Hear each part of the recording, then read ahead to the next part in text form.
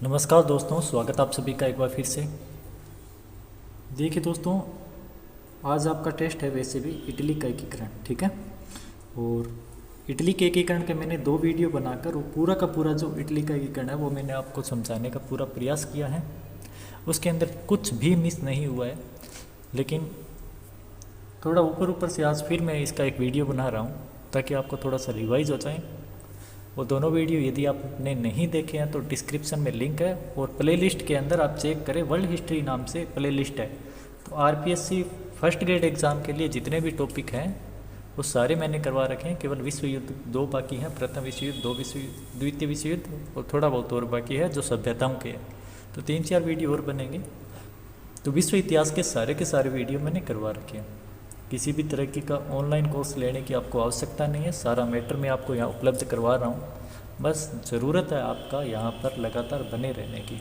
Test series आप दे रहे हो, सारी चीज़ आप अच्छी तरह से कर रहे हो, ठीक है ना। तो देखिए, इडली का एकीकरण, इडली के एकीकरण की बात करें तो ये मुख्य रूप से 5 चरणों में विभाजित है, ठीक है ना। किस किस चरण में किस किस की प्राप्ति होती है, ये आपसे प्रश्न पूछा जा सकता है। इटली के एकीकरण के अंदर से भी प्रश्न आता है, इटली के एकीकरण में मेजिनी और गैरिबाल्डी से प्रश्न आता है, कार्बोनेरी संस्था से प्रश्न आता है, जो मैंने पीछे वाले वीडियो में सारे बता चुका हूँ मैं आपको। तो अब मैं इटली का एकीकरण बता रहा हूँ, पहले की चीज़ें नहीं बता रहा हूँ। कार्बोनेरी संस्था का प्रश्न भी आया है, मेजिनी की यंग इटली, पिछली बार प्रश्न ये आया था, मेजिनी की यंग इटली, यंग इटली नामक स्थापना किसने की थी, तो मेजिनी ने की थी, आपको पता है इस संस्था की स्थापना। इस बार देखिए कि प्रथम चरण के अंदर लोम्बार्डी की प्राप्ति होती है। लोम्बार्डी की प्राप्ति कैसे होती है, देखिए दोस्तों कि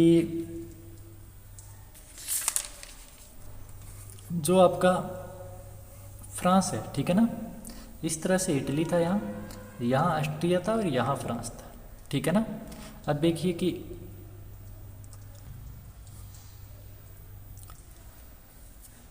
एक आर्सनी कांड होता है, थोड़ा सा मैं आपको पीछे से बता दूं। आर्सनी नामक एक शिष्य था, और किसका शिष्य था, मेजिनी का। मेजिनी ने जो यंग इटली बनाई थी, इसका शिष्य था आर्सनी, ठीक है ना। और ये आर्सनी कांड कब होता है दोस्तों, 14 जनवरी 1858। 14 जनवरी 1858 को आर्सनी ने क्या किया, फ्रांस का नेपोलियन तृतीय था, फ्रांस का कौन था, नेपोलियन तृतीय। इस आर्सनी ने नेपोलियन तृतीय को मारने के लिए बम फोड़ दिए इसके ऊपर। तो नेपोलियन तृतीय जो फ्रांस का राजा था, ठीक है ना, ये इटली का एकीकरण करने के लिए पीडमांट सार्डिनिया का जो काबुल था, ठीक है ना, काबुल की सहायता कर रहा था। ये दोनों एकदम, यानी आप ऐसे मान लो बहुत बढ़िया दोस्त बन चुके थे, लेकिन आर्सनी ने आके यहाँ पे सारा काम खराब कर दिया। तो इस आर्सनी के कारण सारा का सारा काम खराब हो गया, इसलिए इन दोनों के बीच में थोड़ी दूरियां आ गई, और इन दूरियों को दूर करने के लिए, ठीक है ना, ये जो काबुल है, इसने मेजिनी ने अखबार चालू कर रखा था जिसका नाम था डेल पोपोलो। इस अखबार को भी इसने रोक लगा दी थी। डेल पोपोलो नामक जो अखबार है, इस अखबार पर भी इसने रोक लगवा दी थी, किसने, काबुल ने, ठीक है ना।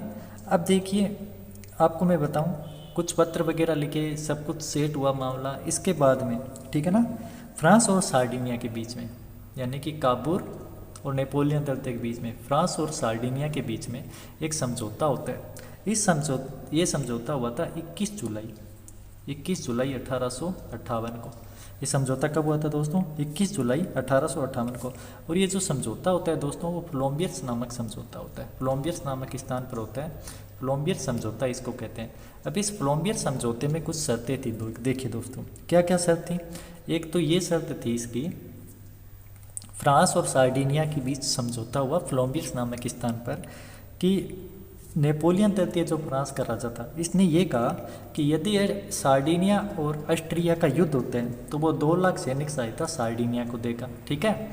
नंबर 2, इसने ये शर्त कही थी कि नेपोलियन की सहायता के बदले काबुल ने फ्रांस और नीस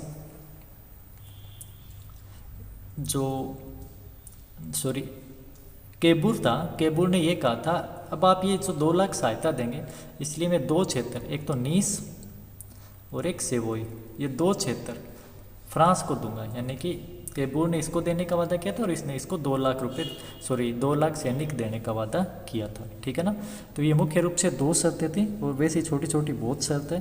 यानी कि एक शर्त और थी कि अब 2 लाख सहायता तो दे देंगे सैनिकों की, लेकिन ये यहाँ पर लोम्बार्डी और वेनेशिया नामक क्षेत्र थे। तो लोम्बार्डी और वेनेशिया क्षेत्र थे वो पीडमांट सार्डिनिया को देने का यहाँ इस वादे में कहा गया, इस समझौते में कहा गया, कोलंबिया समझौते में कहा गया।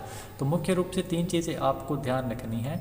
एक चीज़ तो 2 लाख सैनिक सहायता मिलेगी, लोम्बार्डी और वेनेशिया का क्षेत्र सार्डिनिया को देना होगा, सार्डिनिया को मिलेगा, ठीक है ना। और जो ये आपका क्षेत्र है ना नीस और सेवोई, ये फ्रांस को देना तय हुआ था, ये फ्रांस को देगा सार्डिनिया, और ये वाला क्षेत्र है ये खुद रखेगा। इसके बाद में क्या हुआ था, युद्ध हो गया था। कौन से युद्ध? 4 बड़े बड़े युद्ध हुए थे, ठीक है ना। और सबसे बड़ा युद्ध पूछा जाएगा एग्जाम में, तो आपको इस एक युद्ध का ध्यान रखना है। प्रथम क्षेत्र, अब देखो प्रथम चरण के अंदर क्या होता है, ये मैंने आपको पीछे से सारा समझा दिया। पहला, अब 4 युद्ध होते हैं, चारों युद्धों के नाम आपको नहीं ध्यान रखना है, सिर्फ आपको ये ध्यान रखना है साल्फेरिनो का युद्ध, ठीक है। साल्फेरिनो का युद्ध कब होता है? 1859 के अंदर। ये बहुत बड़ा युद्ध माना जाता है क्योंकि इसके अंदर 40,000 सैनिक मर गए थे, ठीक है ना। तो साल्फेरिनो का युद्ध आपसे पूछा जा सकता है किस किस के बीच में हुआ था। ये हुआ था सार्डिनिया और ऑस्ट्रिया के बीच में, ठीक है ना। जैसा कि फ्रांस ने वादा किया था कि मैं सैनिक सहायता दूंगा, तो फ्रांस किसके साथ होगा? सार्डिनिया के साथ होगा। तो इन दोनों के बीच युद्ध हुआ, कौन जीत गया? ये जीत रहा है, ठीक है ना, सार्डिनिया। अब विला फ्रेंका की संधि, नेपोलियन तृतीय जो था इसने विला फ्रेंका की संधि कर ली ऑस्ट्रिया के साथ। आपसे पूछेगा विला फ्रेंका की संधि किस किस के बीच हुई? तो ऑस्ट्रिया और फ्रांस के बीच हुई थी, ठीक है ना। 11 जुलाई 1859 को ये संधि हो गई। इस संधि में अब जो युद्ध चल रहे थे, 4 युद्ध हुए थे, सबसे बड़ा साल्फेरिनो का युद्ध था। इसके अंदर ये जो था विला फ्रेंका की संधि, इसके अंदर सारे युद्धों को बंद कर दिया गया, ठीक है ना, युद्ध विराम कर दिया गया।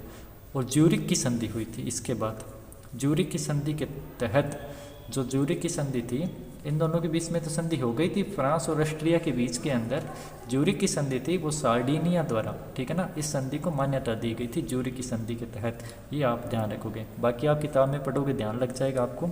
तो ज्यूरिक की संधि क्या थी? विला फ्रेंका की संधि की पुष्टि की गई थी, ठीक है ना। अब नीस और सेवोई का क्षेत्र जैसे कि फ्रांस को देना तय हुआ था, लेकिन नीस और सेवोई का क्षेत्र फ्रांस को नहीं दिया गया क्योंकि वो उसने युद्ध बीच में छोड़ दिया था, और बीच में छोड़कर ऑस्ट्रिया के साथ में विला फ्रेंका की संधि कर ली गई थी। तो पहली बात तो ये आप ध्यान रखोगे, ठीक है ना। प्रथम चरण के अंदर लोम्बार्डी और वेनेशिया दोनों क्षेत्र प्राप्त होने थे, लेकिन कौन सा क्षेत्र केवल प्राप्त हुआ था? लोम्बार्डी का क्षेत्र प्राप्त हुआ था। ये आपका प्रथम चरण हो गया। अब है दूसरा चरण। परमा मेडोना और टस्कनी की जनता ने क्या किया था कि जब यहाँ पर ये इसके खिलाफ युद्ध लड़ रहा था, ऑस्ट्रिया के खिलाफ, ठीक है ना। तो ऑस्ट्रिया के खिलाफ युद्ध लड़ रहा था, तो परमा मेडोना और टस्कनी की जनता उत्तेजित हो गई और यहाँ के जो राजा थे इनको हटा दिया, ठीक है ना, हटाकर सार्डिनिया में मिलने की घोषणा कर दी। और यहाँ पर एक आपको ध्यान में रखनी है कि नेशनल सोसाइटी नामक एक संस्था थी, जिस तरह यंग इटली संस्था थी मेजिनी की, इसी तरह यहाँ पर एक संस्था थी नेशनल सोसाइटी। इसने यहाँ पर विद्रोह किया था यहाँ के राजाओं को भगाने के लिए। नेशनल सोसाइटी का उद्देश्य पीडमांट के नेतृत्व के अंदर इटली का एकीकरण करना था, ठीक है ना। और आपको एक और बता दूं, इस सोसाइटी का एक नारा था, इस सोसाइटी ने एक नारा दिया था। इस सोसाइटी के नारा का नाम क्या था? स्वतंत्रता, ठीक है, एकता और विक्टर एम्यूनल, ये इसके नारा का नाम था। एकता, स्वतंत्रता और विक्टर एम्यूनल, जो कि आपको पता है पीडमांट सार्डिनिया का राजा था विक्टर एम्यूनल, इसके बीच में इसके लिए नारा दिया था, ठीक है। अब देखो दूसरा चरण और क्या था कि नीस और सेवाई का जो क्षेत्र था, ठीक है ना। अब यहाँ पर जो जनमत संग्रह करवाया गया, फ्रांस ने कहा ठीक है आप अपने अंदर मिला लो। तो केबुर ने क्या किया, जो नीस और सेवाई का क्षेत्र था, जो संधि के तहत कोलंबिया समझौते के तहत फ्रांस को देना तय हुआ था, इस नीस और सेवाई का क्षेत्र अब इसको फ्रांस को दे दिया था केबुर ने, जिससे गेरिबाल्डी नाराज हो गया, क्योंकि गेरिबाल्डी था, ठीक है ना। गेरिबाल्डी का जन्म कहाँ हुआ था? नीस नगर में हुआ था। गेरिबाल्डी का जन्म कहाँ हुआ था? नीस नगर में हुआ था। और उसने ये कहा कि तुम लोगों ने मुझे अपनी भूमि पर परदेसी बना दिया है, ठीक है ना। ये गेरिबाल्डी का कथन है। फिर विक्टर एम्यूनल ने 2 अप्रैल 1860 को प्रथम संसद का उद्घाटन किया था, ये आपको ध्यान रखना है। तो ये आपका हो गया दूसरा चरण। अब तीसरा चरण देखो, तीसरा चरण है नेपल्स और सिसिली के अंदर गेरिबाल्डी का सहयोग। गेरिबाल्डी देखो सेनाएं लेकर आ गया, ठीक है ना। इसने इंग्लैंड की सहायता से, इंग्लैंड ने इसको सहायता दी थी, नेपल्स और सिसिली थे इटली के दक्षिण के अंदर। इसने नेपल्स और सिसिली पर अधिकार प्राप्त कर लिया। किसने? गेरिबाल्डी ने। अब गेरिबाल्डी इन दोनों पर अधिकार प्राप्त कर लेते हैं, तो फिर ये जो सैनिक लेकर आया था इनका नाम क्या था? लाल कुर्ती दल। तो अब की बार ये प्रश्न सीधा पूछा जा सकता है, लाल कुर्ती दल का संबंध किससे है? गैरिबाल्डी से। इनको 1000 सैनिक के नाम से भी जाना जा सकता है। नेपल्स और सिसिली पर अधिकार कर लिया था और इनको देखकर वो क्रेपिरा नामक टापू पर चला गया था गैरिबाल्डी। आपको बस इतना ध्यान रखना, बिल्कुल इजी प्रश्न आएगा, बहुत इजी प्रश्न आएगा इटली की क्रांति से, ठीक है। इसके बाद में क्या हुआ था, ये तो मैंने हालांकि एक्स्ट्रा फैक्ट लिख दिए हैं, बाकी इससे अधिक प्रश्न नहीं आएंगे, बहुत सरल प्रश्न आएगा।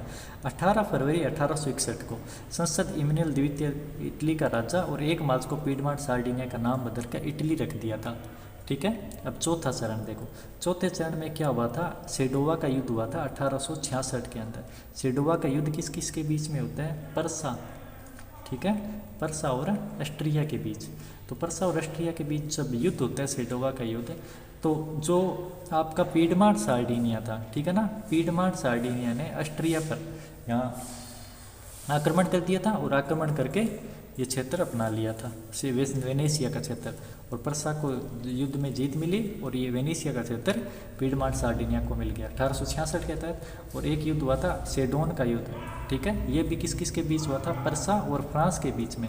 लेकिन इसके अंदर ऑस्ट्रिया ने भाग नहीं लिया, ये इसने कहा था मैं तटस्थ रहूँगा। तटस्थ रहने के कारण पांचवा जो युद्ध था, ये जो पांचवा जो चरण था, इसके अंदर रोम का अधिकार कैसे होता है? क्योंकि देखो यहाँ पर बीच के अंदर रोम है, ठीक है, और यहाँ फ्रांस है, इसने यहाँ पर इसकी अपनी सेना लगा रखी थी। लेकिन जैसे ही पर्सा और फ्रांस का युद्ध हुआ 1870 में, सेडोन का युद्ध, तो यहाँ से इसने सेना वापस बुलाई। और जैसे ही इसने वापस सेना बुलाई तो दोस्तों जो आपका यहाँ से सेना वापस बुलाई इसने, तो यहाँ पर पीडमांट सार्डिनिया था, ठीक है ना। तो यहाँ से सेना भेज दी गई केबूर के द्वारा और यहाँ पर अधिकार कर लिया गया रोम के ऊपर। तो मेरे हिसाब से आपको समझ में आया होगा कि अंतिम चरण में रोम की प्राप्ति किस तरह से होती है, सेडोन के युद्ध के द्वारा, और इसमें तटस्थ रहा था पीडमांट सार्डिनिया। तो ये आपका था छोटा सा इटली का एकीकरण। यदि आपको पूरा वीडियो देखना है तो मैं आपको डिस्क्रिप्शन में लिंक दे दूँगा, पूरा समझाया हुआ है अच्छे से, आप भी देख लेना। धन्यवाद।